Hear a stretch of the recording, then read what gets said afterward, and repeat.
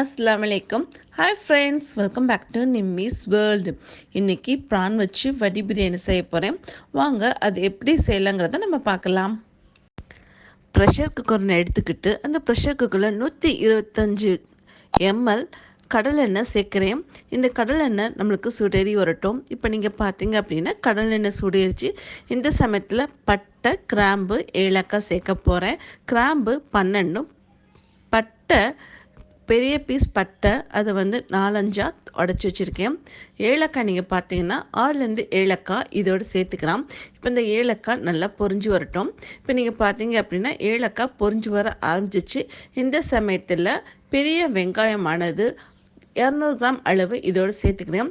சேர்த்ததுக்கப்புறம் இதை நல்லா கலந்து விட்டுக்கிறேன். இந்த பெரிய வெங்காயமானது இந்த எண்ணெயிலே நல்லா வதங்கி நம்மளுக்கு வந்து கோல்டன் கலரில் வரணும். அந்த அளவு ஃபஸ்ட்டு வதக்கி எடுத்துக்கிறேன். இப்போ நம்ம பார்த்தோம் அப்படின்னா வெங்காயம் கோல்டன் கலரில் வதங்கி வந்துருச்சு. அடுத்து நான் வச்சுருக்க புதினா வந்து ஒரு கைப்பிடி அளவும், கொத்தமல்லி ஒரு கைப்பிடி அளவும், காரத்துக்கு பச்சை மிளகாய் 3லேருந்து 4 பச்சை மிளகாய் சேர்த்துக்கிறேன். நான் அதை இதோட சேர்த்துக்கிறேன். சேர்த்துட்டு இதையுமே எண்ணெயிலே நல்லா வந்து வதக்கி விட்டுக்கிறேன். இது வதங்கும் போது நமக்கு லைட்டாக வந்து கலர் மாதிரி வரும். அந்த அளவு வதக்கி எடுத்துக்கலாம். நம்ம சேர்த்த புதினாவும் கொத்தமல்லியும் நல்லா வதங்கி வந்துடுச்சு. அடுத்து நான் வச்சுருக்க மிளகாத்தூள் ஆனது 1 ஸ்பூன் அளவு இதோடு சேர்த்துக்கிறேன். இது ரெட் சில்லி பவுடர், அதனால் வந்து நம்மளுக்கு கொஞ்சம் கலராக தெரியும். அதையும் எண்ணெயில் சேர்த்து வதக்கும் போது நம்மளுக்கு இன்னும் ரிச்சான நல்ல கலர் கிடைக்கும். அதனால் 1 ஸ்பூன் அளவு மிளகாத்தூள் சேர்த்து அதையும் இதிலே வந்து நல்லா வதக்கி விட்டுக்கிறேன். மிளகாத்தூள் சேர்த்து வதக்கினதுக்கப்புறம் கலர் பார்த்திங்கன்னா நல்லா இருக்குல்ல. அடுத்து நான் வச்சுருக்கேன் இஞ்சி பூண்டு பேஸ்ட்டு சேர்த்துக்க போகிறேன். இஞ்சி ஆனது 1 ஸ்பூன் அளவும், பூண்டு ஆனது 3/4 ஸ்பூன் அளவும் இதோடு சேர்த்துக்கிறேன். சேர்த்துட்டு அதையும் வந்து நல்லா கலந்துறேன். இதில் பச்சை வாசனை போய் இதில் நல்லா வந்து வெந்து வரட்டும். இஞ்சி பூண்டு சேர்த்து நல்லா வதக்கினதுக்கப்புறம் தக்காளி 200 கிராம் அளவு தக்காளி வந்து இதோடு சேர்த்துக்கிறேன். தக்காளி சேர்த்ததுக்கப்புறம் 100 ml வந்து கெட்டியான தயிர் வந்து இதோடு சேர்த்துக்கிறேன். சேர்த்துட்டு நல்லா நான் கலந்து விட்டுக்கிறேன். நம்ம சேர்த்த மசாலா எல்லாமே வந்து இந்த எண்ணெயில் வதங்கி நல்லா வந்து எண்ணெய் தெளிஞ்சு வரணும். அந்தளவு ஃபஸ்ட்டு நம்ம நல்லா வதக்கி எடுத்துக்கலாம். எண்ணெய் தெளிஞ்சு வந்துருச்சு. இந்த சமயத்தில் இதுக்கு தேவையான அளவு உப்பு கொஞ்சம் இதோடு சேர்த்துக்கிறேன். சேர்த்துட்டு நல்லா கலந்து விட்டுக்கிறேன். அடுத்து தண்ணி சேர்க்கணும். இந்த கப்பில் தான் நான் 2 கப் அளவு அரிசி எடுத்துக்கிட்டேன். இப்போ இதே கப்பில் வந்து தண்ணி சேர்த்துக்க போகிறேன். இந்த கப்பில் 3 கப் அளவு வந்து தண்ணி சேர்த்துக்க போகிறேன். லிட்டரில் பார்த்தீங்கன்னா 750 ml வந்து தண்ணி இதோடு சேர்த்துக்கிறேன். சேர்த்துட்டு நல்லா கலந்து விட்டுக்கிறேன். இந்த தண்ணியானது வந்து முதல்ல நமக்கு நல்லா கொதிச்சு வரணும். கொதிச்சு வர வரைக்கும் நம்ம கொஞ்சம் வெயிட் பண்ணலாம்.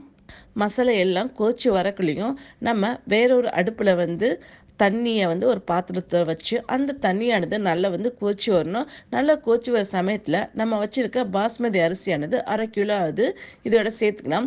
சேர்த்துட்டு இந்த அரிசியிலே வந்து தொண்டைக்கு கொஞ்சம் உரைக்கிற மாதிரி உப்பு இதோடு சேர்த்துக்கலாம். சேர்த்துட்டு அதையும் நல்லா கலந்து விட்டுக்கலாம். இப்போ நம்ம பார்த்தோம் அப்படின்னா அரிசியானது 80% வந்து இந்த தண்ணியிலேயே வந்து நல்லா கொதிச்சு வெந்து வரணும். அந்தளவு ஃபஸ்ட்டு வேக எடுத்துக்கலாம். நம்ம போடும்போது அரிசியானது சின்னதாக இருக்குது. இப்போ நம்ம பார்த்தோம் அப்படின்னா அரிசி டபுள் மடங்காக வந்து பெருசாக வந்திருக்கு. இந்த சமயத்தில் வந்து அரிசியை வந்து தனியாக வந்து வடிகட்டி எடுத்துக்கலாம். அடுத்து நீங்கள் பார்த்தீங்க அப்படின்னா மசாலா வந்து நல்லா கொதிச்சு வர ஆரம்பிச்சிச்சு. இந்த மாதிரி கொதிச்சு வரும்போது தான் நம்ம வச்சுருக்க ப்ரான், அதாவது ப்ரானானது 1/2 கிலோ அளவு வந்து இதோடு சேர்த்துக்கிறேன். சேர்த்ததுக்கப்புறம் அதையும் வந்து ஒரு லைட்டாக வந்து ஒரு மிக்ஸ் கொடுத்துக்கிறேன். இதுவும் வந்து ஒரு கொதி வரணும். இப்போ நம்ம பார்த்தோம் அப்படின்னா ப்ரானும் நல்லா கொதிச்சு வர ஆரம்பிச்சிச்சு மசாலாவோட. இப்போ நம்ம அரிசி வேக வச்சு வடிகட்டி வச்சுருக்கோம் பார்த்தீங்களா, அந்த அரிசி சூடாக தான் இருக்கணும். அதே மாதிரி இந்த மசாலாவும் சூடாக தான் இருக்கணும். அந்த சமயத்தில் நம்ம வச்சுருக்க அரிசியை இதோடு சேர்த்துக்க வேண்டியதான். இப்போ நீங்கள் பார்த்தீங்க அப்படின்னா வச்சுருக்க அரிசி எல்லாத்தையுமே வந்து இதோட நான் சேர்த்ததுக்கப்புறம் இந்த அரிசியானது இந்த மசாலாவில் வந்து நல்லா முழுகி இருக்கணும். அந்த மாதிரி முழுகிற அளவு நம்ம வந்து ஃபஸ்ட்டு வந்து முழுக வச்சுக்கலாம். இப்போ நம்ம பார்த்தீங்க அப்படின்னா அரிசியை ஸ்ப்ரெட் பண்ணிட்டு லைட்டாக தான் நான் வந்து கரண்டி உள்ளே விடணும், ஃபுல்லாக விட்டுறக்கூடாது. அதுக்கப்புறம் நீங்கள் வந்து நல்லா ஸ்ப்ரெட் பண்ணிட்டு இதை வந்து நீங்கள் மூடி போட்டு அப்படியே சிம்மில் வச்சு 15 மினிட்ஸ் விட்டுற வேண்டியதான். நார்மலாக நீங்கள் தம்முக்கு எப்படி விடுவீங்களோ அந்த மாதிரி விட்டுக்க வேண்டியதான். நான் வந்து கீழே வந்து தோசைக்கல் ஒன்று வச்சு அதுக்கப்புறம் தான் 50 மினிட்ஸ் அப்படியே தம்முக்கு வரேன். 50 மினிட்ஸ்க்கு அப்புறம் இது எப்படி இருக்குன்னு நம்ம பார்க்கலாம். ஃபஸ்ட்டு தம்முக்கு விட்டு எடுத்துக்கலாம். சிம்மில் 15 மினிட்ஸ் விட்டுருந்தோம். இப்போ நம்ம பார்த்தோம் அப்படின்னா அடுப்பு ஆஃப் பண்ணிவிட்டு அங்கிட்டு ஒரு 10 மினிட்ஸ்க்கு அப்புறம் தான் நான் வந்து ப்ரெஷர் குக்கர் ஓப்பன் பண்ணுறேன். அடுத்து அரிசியை வந்து உடையாத மாதிரி மேலே இருக்க அரிசியை மட்டும் லைட்டாக வந்து நான் திருப்பி விட்டுக்கிறேன். நல்லா எல்லாத்தையும் அரிசி வந்து திருப்பி விட்டதுக்கப்புறம் திரும்ப குக்கர் போட்டு மூடி போட்டு சும்மா ப்ரெஷர் குக்கரை மூடி போட்டு தான் வச்சுருக்கேன். அடுப்பை எதுவும் ஆன் பண்ணலை.